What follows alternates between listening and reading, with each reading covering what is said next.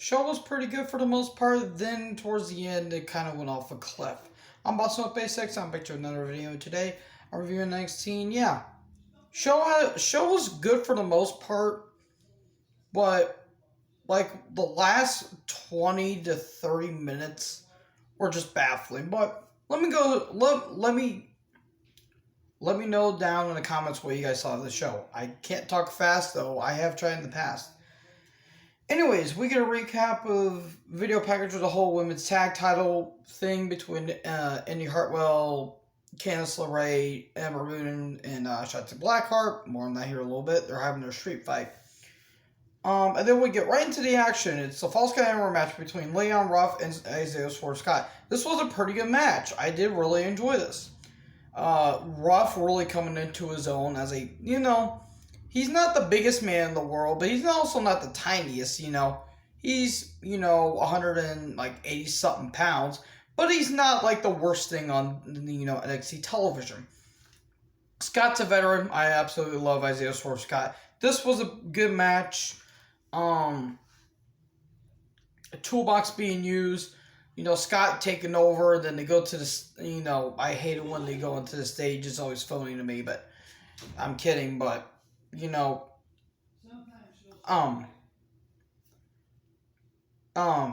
when they go on the stage, it's always stagey to me. I'm kidding. That was a bad pun. But anyways, flip on, senton onto, or like a front flip onto Scott onto the, from the stage. That was pretty good by Ruff. Then a weird, I forgot what it was. It's not the JML driver, but I think it's called like the addiction or something like that. I forgot what it was called, but, Scott, trying to go after Leon Ruff, but his knee gets targeted. Toolbox to the knee. Then a cutter to Ruff, or cutter to Scott, I meant.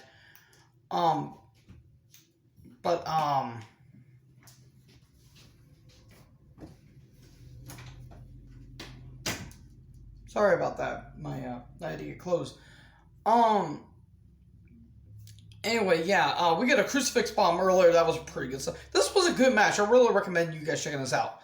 And then a cutter on the floor, and then Ruff, is going to, try and, jump off of Scott from off of a scaffolding, but all of a sudden, AJ Francis shows up.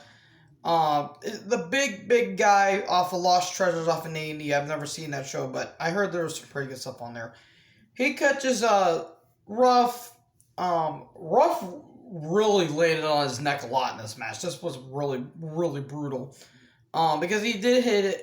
There was a DVD onto the apron, like on the edge of the apron. That was pretty brutal. And Ruff landed around his neck. Another, DVD onto, or Death Valley Driver onto barricade. Scott, pins 1, 2, 3. Okay. I'm interested to see where this is going. And then Gargano and Theory are backstage. Or actually, before that, Balor shows up. More on him here a little bit. Gargano and Theory are backstage, wanting to talk about why Bronson Reed's getting the title shot. Then Regal and Scarlett is in the office. More on that here in a little bit. And Theory's like, wow, those look fake, but they're real. He's talking about her nails.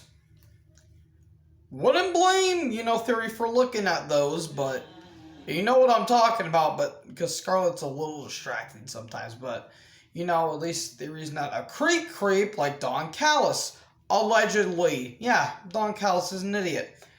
But anyways, we get to Cameron Grimes versus Asher Hale, who looks like Corey Graves except for personality and not, a homewrecker. It was a spotlight for Grimes, but Asher did get in some momentum. My good buddy, Matthew says that he's like Kid Cash. Don't know if anyone can out Kid Cash. I don't think Kid Cash can outplay himself. But I digress. Grimes wins with the cave-in. 1, 2, 3. Okay. McKenzie with Casey Catanzaro and Kaden Carter for reasons. Frankie Muniz shows up with the Pomeranian. The Pomeranian looks adorable, I may add. More on the Pomeranian here in a little bit. Okay, I didn't really get this. Grimes is backstage, he's going to the VIP room, and then Everrise show up and just stand there for reasons. JYV, the grizzled young veterans, Drake, not Drake Young. Jesus, not Drake Younger. Drake Wirtz, who's an idiot. But I digress. It's James Drake and Zach Gibson. Man, I don't know why I crack up every time where Gibson's like, we're the grizzled young veterans and soul, and then he gets caught off and he gets mad. It's just funny to me. They take on champion Thatcher. Thatcher. I was about to say Thatcher for some reason. This was a fine match, fine back and forth stuff. In the end, who uses a shoe? Seriously, for those of you who know that reference, you also obviously love Austin Powers. And I love you guys, because Austin Powers is a great movie. Some of the sequels are a bit weird, though. Especially Goldfinger, or Goldmember, whatever the hell it's called. But Ciampa uses a shoe, or Thatcher uses a shoe, actually. And then Fujiwara armbar onto Zach Gibson. Gibson taps out. Okay. And then Gargano and Theory are backstage. It's going to be Cross versus Theory next week. Cross is going to eat him alive. Scott and his crew are backstage saying, "We told you so." Then we get Soray and Zeta Raymer video packages. They're having a match. They should have waited for this. More on that here in a little bit. Cross comes down, talking about, Kyle O'Reilly and all that stuff. And then Kyle O'Reilly comes down. He says, "You don't scare me," and all that stuff. And then all of a sudden, Pete Dunne shows up. Okay, what's going to happen here? Saying that I don't fear Karrion Kross. Karrion Kross fears me. And then Balor comes down. He says that, I'm done with you, Dunne. I've beaten you before. I've beaten you twice, Kyle O'Reilly. And I want my title back. Basically, this is the emphasis, saying I want my title back from Kross. And then a fight breaks out. This leads to a Fatal 4-Way. This might be one of the best Fatal 4-Ways of all time. At least in NXT standards. But, curious to see what's going on here. But then all of a sudden, fight breaks out, and security pull Balor away, and then not Thatcher, Theory and Gargano attack. But, Kross is not backing down. He keeps fighting back. Belt shot to the face, double kick. Okay. Setting up what's going to happen next week. Then we get Soray versus Zeta Raymer. It was fine. I like Zeta Raymer's look. She looks very good. Hits a hell of a shooting star press. Soray, she's fine for what she is. She hits a nice Zeta suplex. She gets the win. Okay. That's fine. Nothing bad to say here. Nothing against these women personally. The match was just fine. And then Imperium on FaceTime with Volter, who looked really sad or worried for some reason. And Wolf's like, hold on, I gotta take care of something. We're gonna have Killian Dane versus Alexander Wolf next week for reasons. And then the Diamond Mine, I don't know what this is. They've been playing this for like a week or two. I don't know what this is really. Maybe it's like an MMA thing. I don't know what it's about. Then Soray and Raymer are backstage. Tony Storm tries to run up on them, but then Zoe Starks gets in her face, saying that we're not done with this. Then we get Jake Atlas versus LA Knight. Where has Atlas been? Has he just been featured on 205 Live and then they just forgot about him? Seriously, it's so bizarre. But I did like LA Knight's saying that, when I'm done, beating you tonight, I'm going to punt your ass all the way out to the streets and make your head find the Atlas or something like that. That was some good stuff. I like LA Knight's humor. This was showcased for Knight, but Atlas did get in some chops, get in some moves, but in the end, face jam 1, 2, 3. Okay. Then Indy Hartwell and Candice LeRae are backstage. Then Loomis is in a lighting with, with the shade up from the door, and he's got a bunch of flowers. And then Candice pulls down the shade, saying it's just one of those creeps from last week. This didn't work for some reason, and it could have worked, but it didn't for some reason. Saying that we need to focus on our title match tonight. Storm promo, she said that she wants to be finished with Zoe Stark. Have fun at seeing that. Like, oh, the Phantasma in the ring.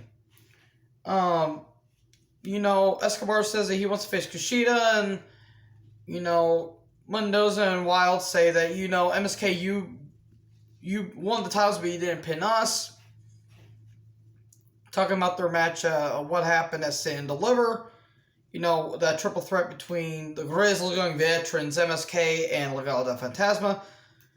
That was a very good match, by the way. Kushida's on the screen, he challenges Escobar to a 2 out of 3 falls match. Yes, please. As much as I don't care about the character for Escobar, that will be a damn good match. I say give them the main event. And then Martinez and Gonzalez are having an interview because they're having a title match next week, which would be very good in my opinion. Saying that basically saying you don't fear me, or I don't fear you, you fear me. It's basically like that. I didn't really care about this, which sucks because I like both women. Ember and Shotzi are backstage. They're getting ready to ride the tank. They find the Pomeranian, but it turns out they're crapped in the tank. Okay, whatever. Weird that Shotzi's complaining about crap considering that she sold it one time. I love Shotzi, but what the hell. Anyways, Grimes is in the streets. He's trying to find the VIP lounge, but DiBiase, bought it underneath from him. What does this benefit? Who does this benefit? Does this benefit anybody? No, exactly. Fooled by DiBiase again. Then we get Indy Hartwell and Candice LeRae versus Ember Moon and Shotzi Blackheart. Women's tag title match, street fight. The bumps were insane. I didn't care about the match per se. The major gripes I have, I felt like you could have cut at least 5 minutes off, and the no-selling was so embarrassingly atrocious. The bumps that Shotzi took, I'm surprised she didn't die. It was a little too gimmicky with the weapons. Like, there were some weapons, like the ladders didn't break, and there were tables that didn't budge. It was just crazy. There were some good spots, though, in this match.